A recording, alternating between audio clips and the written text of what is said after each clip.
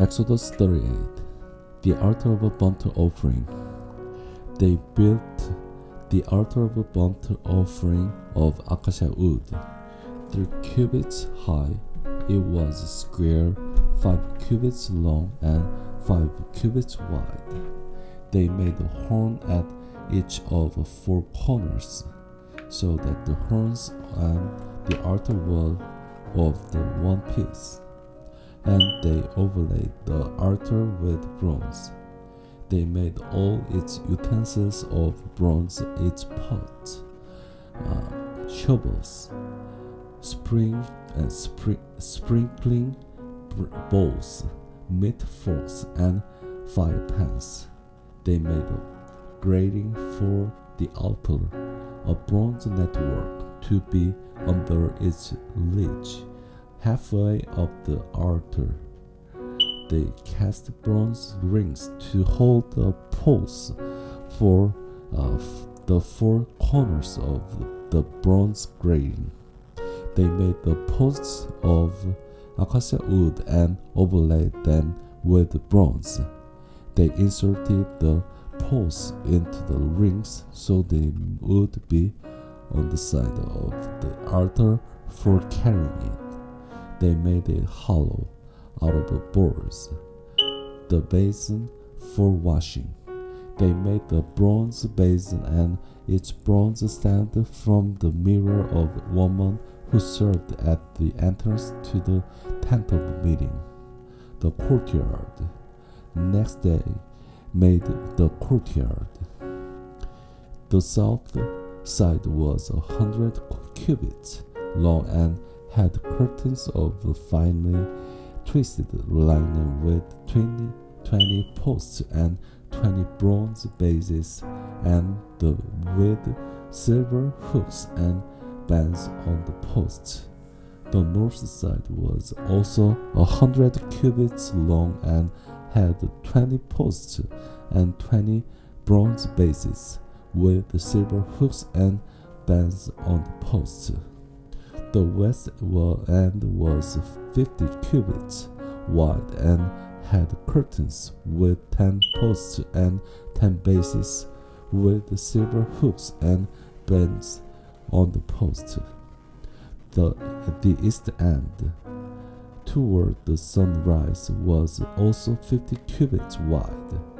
Curtains 50 cubits long were on the one side of the entrance, with 3 posts and 3 bases, and curtains 15 cubits long were on the other side of the entrance to the courtyard, with 3 posts and 3 bases. All the curtains around the courtyard were of finely twisted linen. The bases for the posts were bronze. The hooks and bands on the posts were silver, and their tops were overlaid with silver. So all the posts of the courtyard had silver bands. The curtain for the entrance to the courtyard was made of blue, purple, and scarlet yarn and finely twisted linen, the work of an embroiderer. It was 20 cubits long and, like the curtains of the courtyard, 5 cubits high, with 4 posts and 4 bronze bases.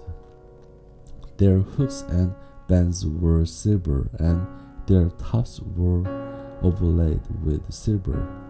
All the tent pegs of the tabernacle and of the surrounding courtyard were bronze. The material used. These are the amount of the material used for the tabernacle of the covenant law, which were recorded at Moses' command by the Levites under the direction of Ithamar, son of Aaron, the priest, Bezalel, son of Uri, the son of Hur, of the tribe of Judah, made everything the Lord commanded Moses. With him was Oholiab, son of Ashmach, of the tribe of Dan, an engraver and designer, and an embroiderer in blue, purple, and scarlet yarn and fine linen. The total amount of the gold from the wave offering used for all the work on the sanctuary was 29 talents and 730 shekels, according to the sanctuary shekel.